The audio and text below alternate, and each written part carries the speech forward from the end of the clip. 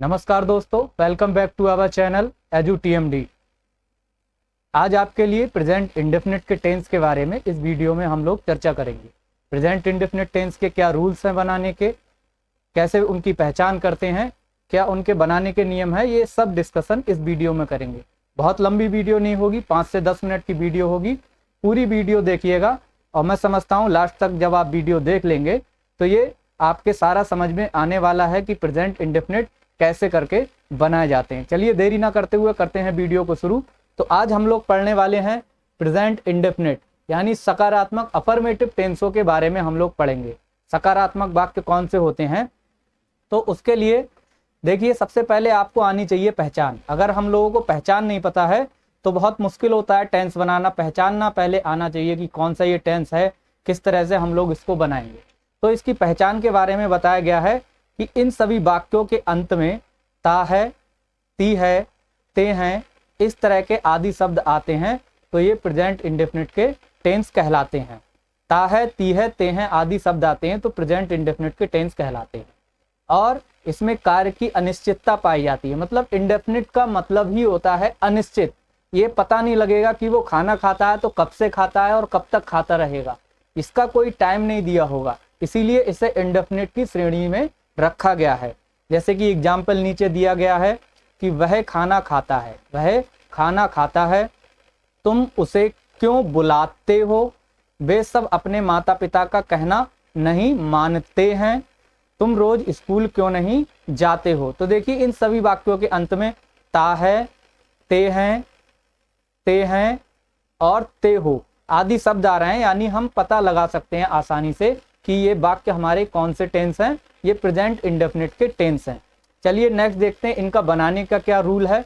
तो इनका बनाने का रूल सामने लिखा है, आपको दिख रहा होगा कि सबसे पहले हम लोग इसमें सब्जेक्ट को तलाश करते हैं और सब्जेक्ट की इंग्लिश लगाने के बाद हम इसमें वर्ब की फर्स्ट फॉर्म लगाते हैं और वर्ब की फर्स्ट फॉर्म में हम एस या ईएस जोड़ते हैं अकॉर्डिंग टू कंडीशन और फिर उसके बाद ऑब्जेक्ट लगाते हैं।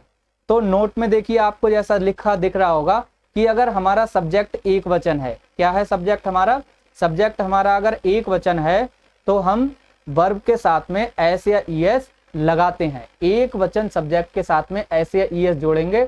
और अगर हमारा सब्जेक्ट बहुवचन है, प्लूरल है, तो हम उसके साथ में एस या ईएस कभी नहीं जोड़ते। और आई के साथ में, आई हमेशा फर्स्ट पर्सन में गिना जाता है, इसलिए आई के साथ में हम लोग इसमें एस या ईएस नहीं लगाते हैं।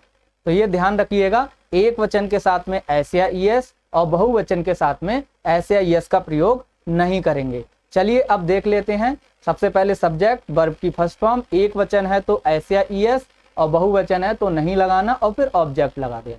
चलिए अब देखते हैं, इसकी प्रैक्टिस करते हैं कुछ वाक्यों के साथ में। जैसा कि पहला वाक्य दिया हुआ है, वह स्कूल जाता है, वह स्कूल जाता है। तो ये रूल आपको याद रखना है, सब्जेक्ट वर्ब की फर्स्ट फॉर्म लगेगी हमेशा, उसमें एस या ईएस जुड़ेगा अकॉर्डिंग टू कंडीशन। एक वचन के साथ में एस या ईएस जोड़ना है, बाकी किसी के साथ में नहीं जोड़ना, और फिर उसके बाद में ऑब्जेक्ट लगा देते हैं। तो चलिए पहला वाक्य देखते हैं। पहला टेंस है वह स्कूल जाता है। तो सबसे पहले सब्जेक्ट की इंग्लिश लगाएंगे। सब्जेक्ट है वह की होगी ही, और फिर वर्ब लगाएंगे। वर्ब है हमारी जाना, जाना की क्या होती है, गो। अब है एस या ईएस जोड़ना है या नहीं जोड़ना है। तो देखिए ये हमारा एक वचन है, क्या है, एक वचन है, तो इसमें हम एस या ईएस जोड़ देंगे, यानी ये गो का क्या हो जाएगा, गोल्स। और कहाँ जाता है, to school, he goes to school, he goes to school, ये आपका हो गया। दूसरा वाक्य आपका देखिए, तुम सब अपना गृह कार्य करते हो, तुम सब अपना गृह कार्य करते हो। तो तुम सब की लगाएंगे all of you, all of you, all of you. अब देखिए क्या है, करना की होती है डू, क्या होती है, डू। अब इसमें एस या ईएस लगाएं या नहीं लगाएं, देखिए ऑल ऑफ यू ये बहुवचन है इसलिए इसमें एस या ईएस नहीं लगाएंगे।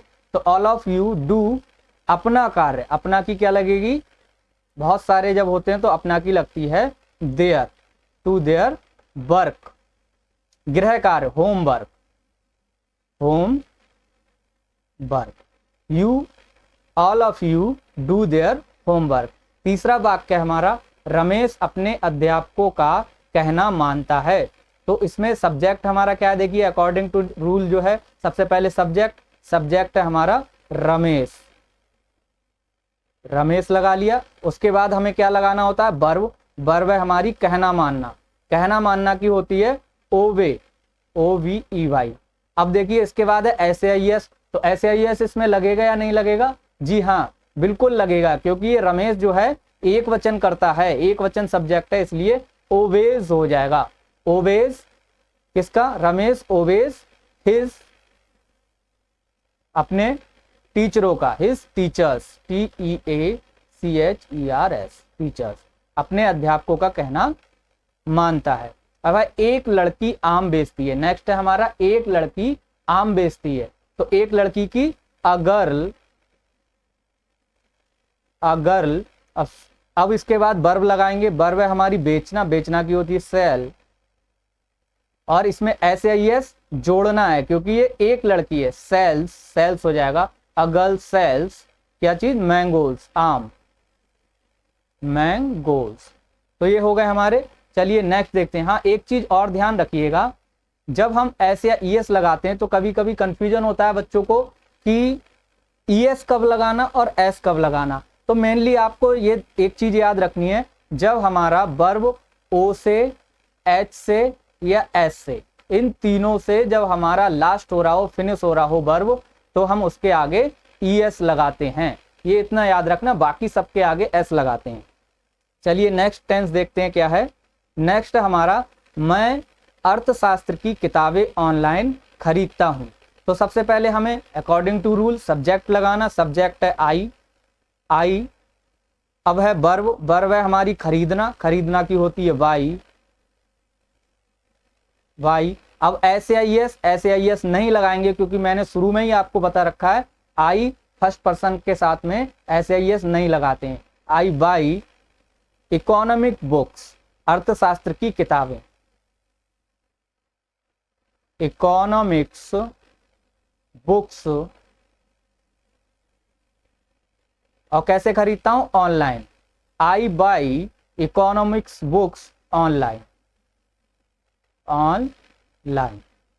नेक्स्ट है हमारा सूरज पूरब से उगता है और पश्चिम में छिपता है। तो सबसे पहले लगाएंगे, ये देखिए यूनिवर्सल ट्रुथ में आता है ये।